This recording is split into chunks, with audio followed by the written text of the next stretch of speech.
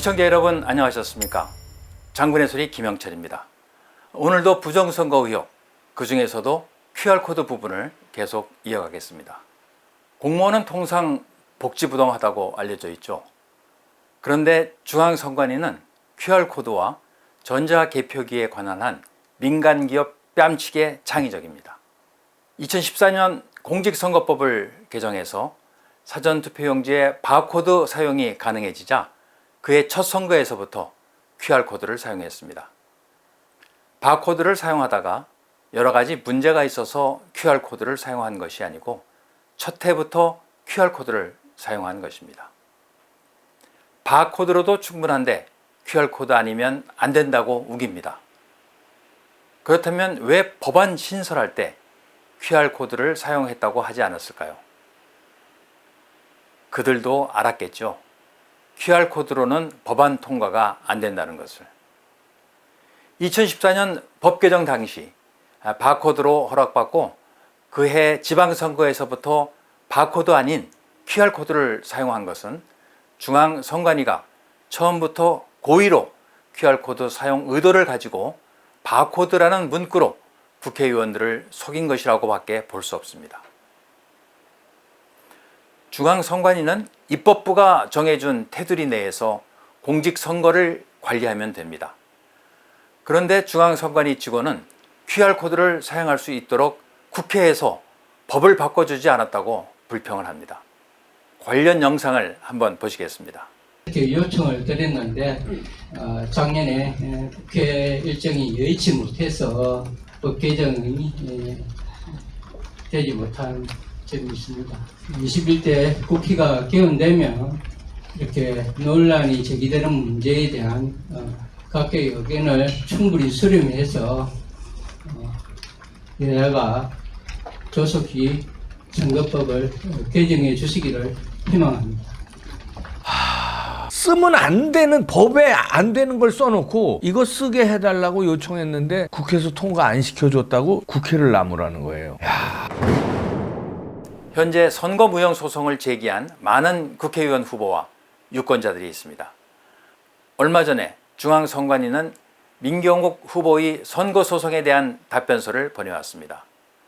오늘 영상에서는 QR코드 부분에 대한 중앙선관위의 해명을 시청자 여러분께 직접 보여드리고 그 해명이 적절한지를 함께 검토해 보도록 하겠습니다.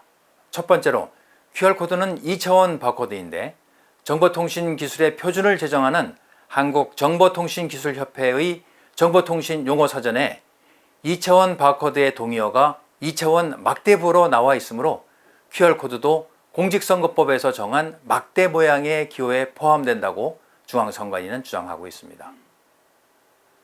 그래서 정보통신용어사전을 확인해 보았습니다. 화면에서 보시는 바와 같이 2차원 바코드의 동의어로 2차원 막대부호로 나와 있는 것은 맞습니다. 그런데 그 밑에 나와 있는 설명을 보면 QR코드는 암호화가 가능하다는 부분이 들어 있습니다. 중앙선관위가 제시한 용어사전에서 QR코드가 암호화가 가능하다고 했으니 QR코드를 투표지에 사용하면 안 되는 이유를 중앙선관위에서 제대로 제시해 주었습니다. 중앙선관위의 친절한 설명에 감사드립니다. 두 번째는 사전투표용지에 일련 번호를 포함해서 31자리 숫자가 들어가기 때문에 1차원 바코드로는 폭 10cm의 투표용지에 표시하기가 어렵다고 합니다. 그러나 이것은 제가 지난 영상에서 31자리 숫자를 담은 바코드를 QR코드가 인쇄된 사전투표용지에 넣는 장면인데요. 다시 한번 보시도록 하겠습니다. 자, 이게 제가 만들어 본 QR코드인데요. 제일 좌측 것은 실제 사전투표지에 있는 QR코드고요. 거기에 담긴 31자리, 위에 네모 박스에 들어있는 31자리 숫자로 임의로 만들어 본 QR코드가 가운데 있습니다. 이것은 이제 실제 크기거든요. 이 사이즈로 20mm 곱하기 20mm, 즉 가로 세로가 2cm씩 되는 그런 QR코드입니다. 그래서 이 숫자 31자리를 넣어서 바코드를 만들어 보니까 화면 우측에서 보시는 바와 같이 두 종류, 즉 위에 것은 숫자가 있는 것이고요. 아래 것은 숫자를 포함하지 않은 그런 바코드가 만들어집니다. 자, 여기서 이제 의문이 하나 드는 것이 과연 이 해당 바코드가 사전투표지에 들어가지 못하는가? 그래서 중앙선관위는 할 수 없이 QR코드를 사용할 수밖에 없었는가 하는 문제죠. 그래서 그것을 한번 시연을 보이도록 하겠습니다. 자, 제가 지금부터 요 해당 바코드를 그대로 옮겨 보겠습니다. 자, 옮겼을 때 어떻습니까? 사전투표용지에 충분히 들어가죠.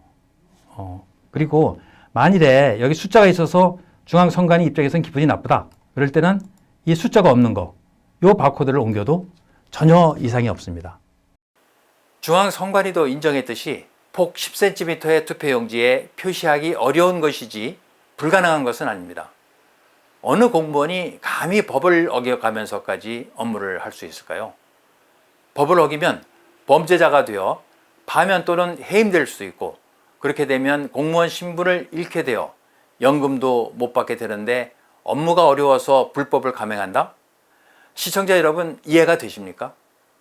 그리고 영상을 통해서 보셨지만 사전투표용지에 31자리 숫자를 담은 바코드를 넣는 것이 전혀 어려운 것이 아닙니다.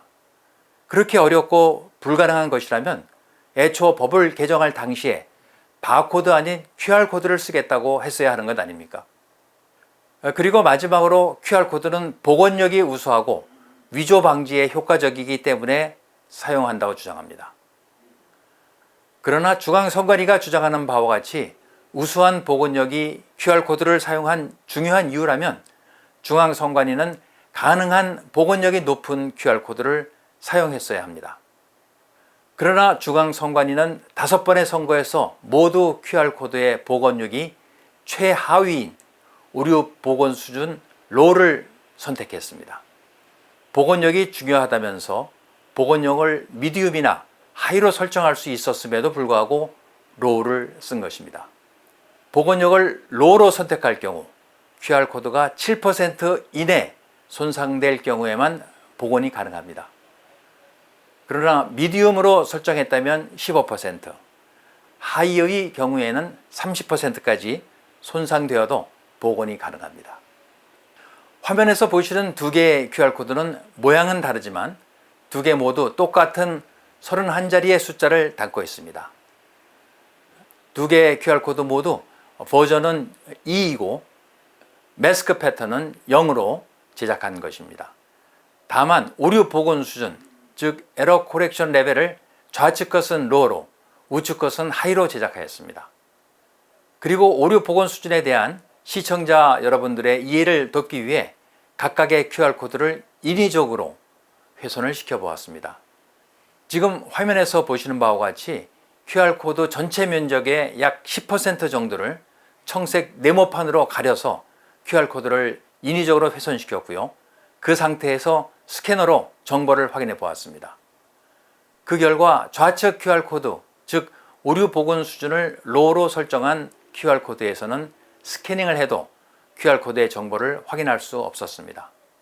그러나 우측 QR코드, 오류 복원 수준을 하이로 설정하여 30%까지 훼손이 되어도 복원이 가능한 QR코드에서는 스캐닝을 통해서 31자리 숫자를 모두 확인할 수 있었습니다. 이번 선거에서 사용된 QR코드는 버전 2 오류 복원 수준 로를 선택했다고 중앙선관위가 밝혔습니다. 그리고 QR코드에는 숫자만 담았기 때문에 오류 복원 수준을 로로 설정할 경우 77자리의 숫자를 담을 수 있습니다. 그러나 담아야 할 숫자는 31자리이기 때문에 오류 복원 수준을 더 높일 수 있었습니다. 오류 복원 수준을 하이로 높일 경우 34자리의 숫자를 담을 수 있습니다. 그렇게 했다면 중앙선관위가 밝힌 대로 복원력을 30%로 높였기 때문에 복원력을 중시했다는 중앙선관위의 주장을 입증할 수 있었고, QR코드 내에 담을 수 있는 숫자가 34자리이기 때문에 31자리 숫자 이외에 남는 여유 공간은 3자리에 불과하게 됨으로써 QR코드의 비공개 자료 또는 개인정보를 담고 있다는 불필요한 오해를 피할 수 있었을 것입니다. 과연 중앙선관위가 QR코드의 오류 복원 수준을 로로 설정한 것이 그들이 QR코드에 대한 이해가 부족했었을까요? 아니면 충분한 여유 공간을 확보해서 개인정보를 담기 위해서였을까요? 아직 섣부른 예단을 할 수는 없고 이 문제는 반드시 검찰 수사를 통해서 밝혀져야 할 부분이라고 봅니다. 중앙선관위가 제시한 QR코드를 사용하는 마지막 이유는 위조 방지에 효과적이라는 것입니다. QR코드로 사전투표용지의 위조를 가릴 수 있다는 주장에는 약간 고개가 갸웃거려집니다. 왜냐하면 그럼 QR코드가 없는 당일 투표용지는 위조를 가릴 수 없다는 말인가? 아니면 사전투표용지는 위조될 가능성이 많다는 것인가 하는 것이죠. 어쨌건 그럼 QR코드로 어떻게 위조를 방지한다는 것일까요? 사실 위조를 방지할 수는 없고 사후적으로 위조된 투표지를 찾아낼 수 있다는 말로 저는 이해를 하고 있습니다. 바로 QR코드에 포함된 31자리의 숫자로 사전투표용지의 위조 여부를 가리겠다는 것으로 이해가 됩니다. QR코드에 담긴 31자리 숫자는 12자리의 선거명, 8자리의 선거구명, 4자리의 관할 선관위명, 그리고 7자리의 일련번호입니다. 선거 무효소송 또는 당선 무효소송이 제기되어 재검표가 이루어질 경우 해당 선거구의 모든 사전투표용지에는 앞자리 24자리는 똑같은 숫자로 그리고 뒷자리 7자리는 1번부터 전체 사전투표를 실시한 투표자 수만큼의 숫자가 일련번호로 나타나게 될 것입니다. 그런데 여기서 만일 앞 24자리 숫자 중 다른 숫자가 포함된 투표지가 나오거나 7자리의 일련번호에 이상이 발견되면 그 투표지는 위조 또는 변조된 투표지가 될 것입니다. 일련번호에 이상이 발견된다는 것은 같은 일련번호, 중간에 빠진 일련번호, 그리고 투표한 인원수보다 더 큰 일련번호 등이 될 것이며 이런 투표지는 모두 부정한 방법으로 투입되었거나 빼낸 투표지가 있었다는 것을 입증하는 결정적인 증거가 될 것입니다. 그런데 이렇게 자신하는 중앙선관위가 재검표를 미루는 이유는 무엇일까요? 혹시 QR코드에 너무 많은 비밀이 있어서 그런 것은 아닐까요? 자, 그럼 바코드로도 충분히 31자리 숫자를 담을 수 있고 그 바코드를 사전투표용지에 넣을 수 있는데도 불구하고 공무원이 법을 어겨가면서까지 QR코드를 사용한 이유는 무엇일까요? 이 점이 QR코드를 사용한 미스테리를 푸는 가장 중요한 핵심 사항이 될 것입니다. 중앙선관위가 바코드 아닌 QR코드를 사용한 이유는 다음 두 가지 중에 하나일 것입니다. 첫째, 법을 어기면서까지 QR코드를 사용하는 데 따른 이익이 현저하거나 둘째, 자신이 거역할 수 없는 높은 곳으로부터 명령이 있기 때문은 아닐까요? 그렇다면 QR코드를 사용하는 데 따른 이익이란 무엇일까요? 바코드에 비하여 많은 정보를 담을 수 있고 그 정보에는 법이 허용한 정보는 물론 자신들만이 알 수 있는 비밀 정보, 즉 암호화된 정보를 담을 수 있기 때문일 것입니다. 전반부에서 말씀드렸습니다만 정보통신 용어사전에서 설명한 것과 같이 QR코드는 암호화가 가능합니다. 이 점이 이번 선거를 비롯하여 과거 치러진 5차례의 선거에서 QR코드가 사용된 이유라고 봅니다. 화면에서 보시는 그림은 지금까지 치러진 5차례의 선거에서 사용된 QR코드를 분석한 것입니다. 도표를 보시면 2014년 지방선거에서는 버전 1의 QR코드가 사용되었지만 2016년 20대 총선부터는 버전 2로 올려서 여유 정보의 양이 증가되는 것을 확인할 수 있습니다. 최소 13자리의 영문 또는 숫자를 더 담을 수 있는 구조인데요. 이 13자리 데이터를 암호화할 수 있기 때문에 문제라는 것입니다. 공교롭게도 13자리의 자료는 우리의 주민등록번호의 자릿수와 일치합니다. 이게 우연히 일치인지는 두고 봐야 알 것 같습니다. 그렇다면 QR코드에 주민등록번호를 암호화하여 담는 것으로부터 얻을 수 있는 이익은 무엇일까요? 그것은 투표자의 투표 성향, 즉 현 집권당을 반대하는 유권자를 파악할 수 있다는 것입니다. 이번 4.15 총선에서 사전투표에 응한 유권자는 대략 1180만 명에 달하며 이 중 약 38%의 유권자가 미래통합당을 지지했으니까 약 450만 명에 달하는데요.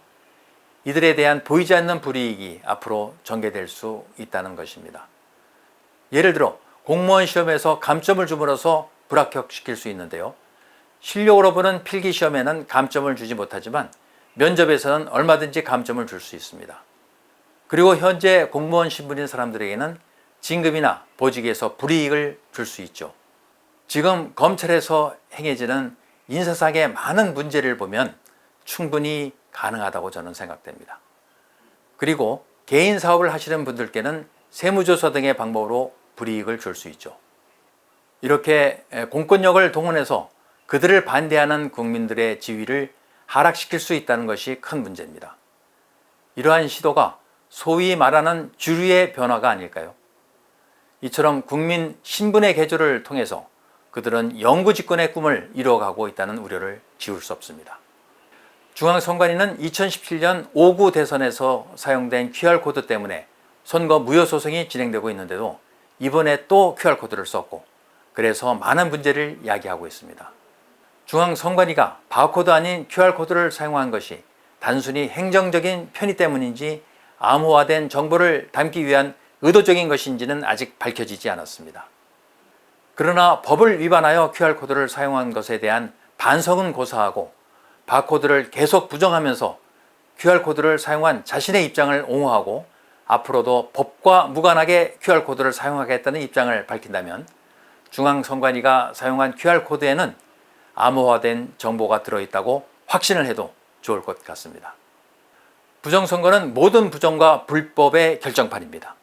이것을 바로잡지 않고서는 그 어떤 노력도 아무런 의미가 없습니다.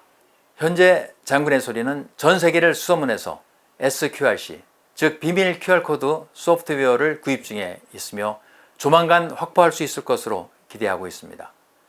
SQRC가 확보되면 시청자 여러분께 QR코드에 어떻게 비밀 자료를 담을 수 있는지를 영상으로 전해드리겠다는 말씀을 드리면서 오늘 장군의 소리 여기서 마치겠습니다. 감사합니다.